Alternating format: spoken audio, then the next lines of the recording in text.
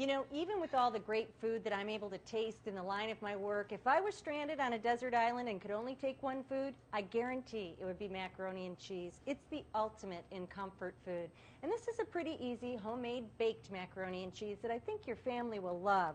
It starts with butter and flour. That's our thickening agent. And I'm not going to measure because I never do at home. The recipe that's on cetconnect.org will work perfectly for you, but just trust me when I say equal amounts butter and flour. So I'm going to start with a couple of tablespoons of butter and melt that. Now you could, if you didn't want to use butter, you could substitute olive oil here, but I like the taste of butter in this dish. And once the butter is melted, but not browned, I'm going to add about the same amount of flour.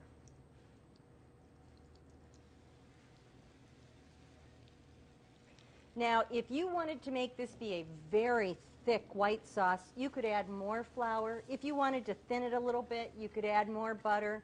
But for our ratio here, equal amounts of butter and flour. And I'll cook this for just 1 minute. Don't skimp on this time frame because you'd be surprised what that 1 minute will do.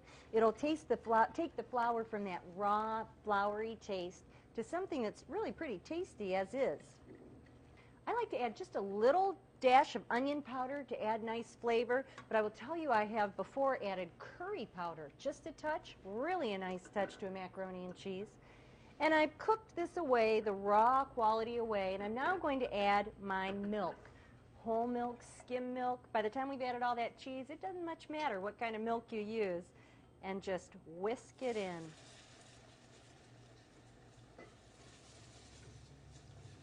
You'll see it'll thicken up pretty quickly.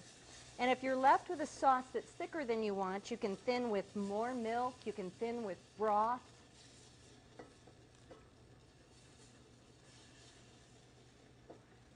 But this basic white sauce is one of those things that I think nobody should need a recipe for. Just equal parts fat and flour and enough liquid to thin it to the consistency that you would like.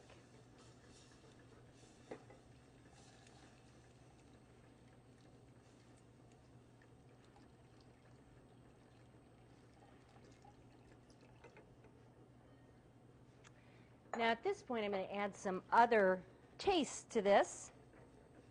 My cheeses, you can use whatever kind of cheese you would like, and I think the best cheese comes when you take what's ever left in your fridge, whether it be a combination of cheddar and Havarti, whether you use a little mozzarella, fontina, almost any kind that you have in your fridge. And of course you can also use just straight cheddar.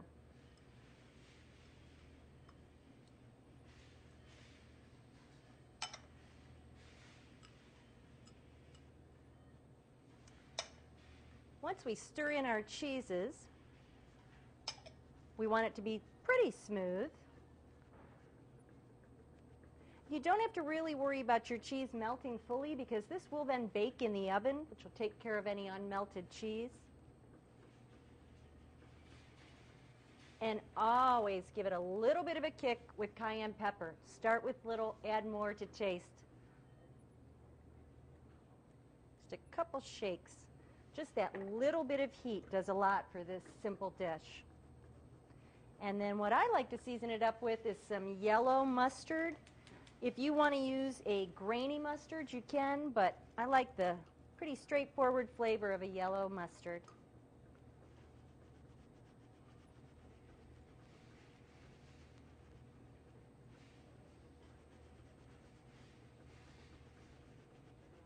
And then, of course, salt and pepper. And give it a taste before you mix it with your pasta. Now I can tell by looking at it that when I make it at home I'm going to add a little bit more mustard. Again, this is to taste. Taste as you go on this sauce to make the mac and cheese that your family likes the best.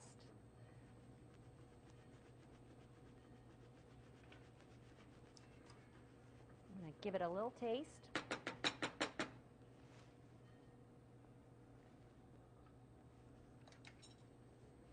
I'm going to put one more little shake of cayenne. Perfect. Okay, I'm going to take this off the heat, and and I'm going to put my pasta in the pot. You can use any kind of pasta that you like, a macaroni, a classic elbow. You can use a shell, any tubular pasta. I've got a nice, fun, oversized Italian pasta that I'm going to use today. You'll want to put it in a casserole. Spray it first with some no-stick spray. Toss in your cooked pasta.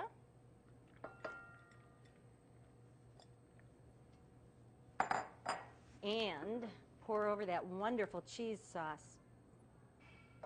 Ooh, I love that.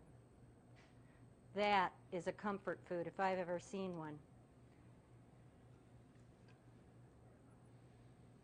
Then what I like to do is just give it a little bit of a stir, not really to fully mix it, but just to sort of encourage the cheese to work its way all the way through all the pasta. Once you've nudged it all around a little bit, it's time for the topping. To me, this topping is what makes this spectacular. It's breadcrumbs. I do like to use homemade breadcrumbs for this, which you can do by putting stale bread in your food processor. But you know what? I won't lose any sleep if you use store-bought breadcrumbs. And then a little bit of, melted butter. And just stir these together till the breadcrumbs are moistened.